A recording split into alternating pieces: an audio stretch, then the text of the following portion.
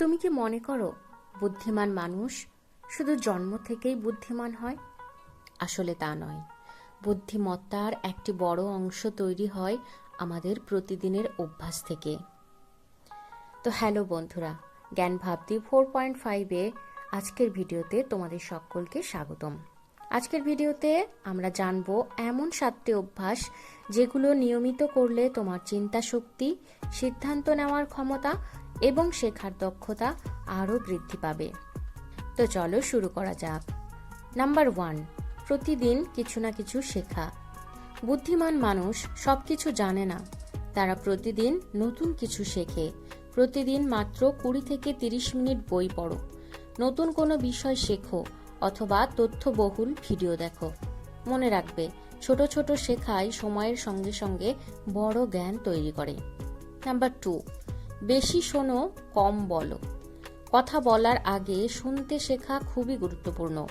অন্য মানুষ কি বলছে, কেন বলছে এবং তার যুক্তি কি, এসব বোঝার চেষ্টা করো। ভালো শ্রোতা হওয়ার অভ্যাস তোমার চিন্তাকে আরও গভীর করবে। নাম্বার 3, প্রশ্ন করো। কোনো কিছু বুঝতে না পারলে লজ্জা পেও না। প্রশ্ন করো, কেন, কিভাবে, এর কারণ কি। যে মানুষ প্রশ্ন করতে শেখে সে শেখার সুযোগও বেশি পায়।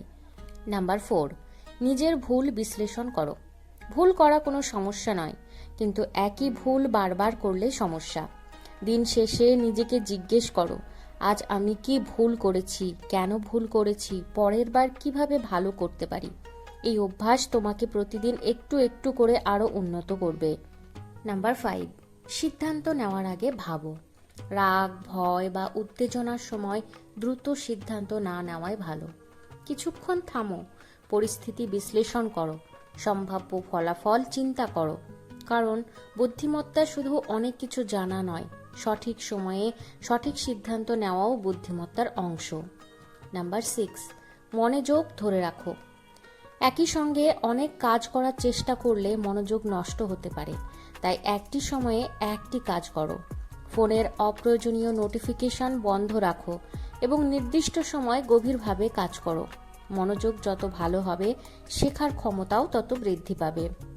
নাম্বার 7, ভালো মানুষের সঙ্গে সময় কাটাও। তুমি যাদের সঙ্গে নিয়মিত সময় কাটাও তাদের চিন্তাভাবনা তোমার উপর প্রভাব ফেলে। তাই এমন মানুষের সঙ্গে থাকো যারা তোমাকে শেখায়, অনুপ্রাণিত করে এবং নিজের উন্নতির জন্য উৎসাহ দেয়। বুদ্ধিমান হওয়ার জন্য তোমাকে রাতারাতি বদলে যেতে হবে না, কারণ বুদ্ধিমত্তা শুধু মেধার বিষয় নয়। প্রতিদিন কিভাবে চিন্তা করো এবং কিভাবে শেখো সেটাও তার বড় অংশ। তাই আজ থেকেই এই অভ্যাসগুলি শুরু করো। আর এই অভ্যাসগুলি কার কার মধ্যে রয়েছে তা কমেন্ট করে জানাও। তার আগে চ্যানেলটিকে সাবস্ক্রাইব করো, লাইক করো, শেয়ার করো, কমেন্ট করো। আজ এ পর্যন্তই, দেখা হচ্ছে পরবর্তী ভিডিওতে।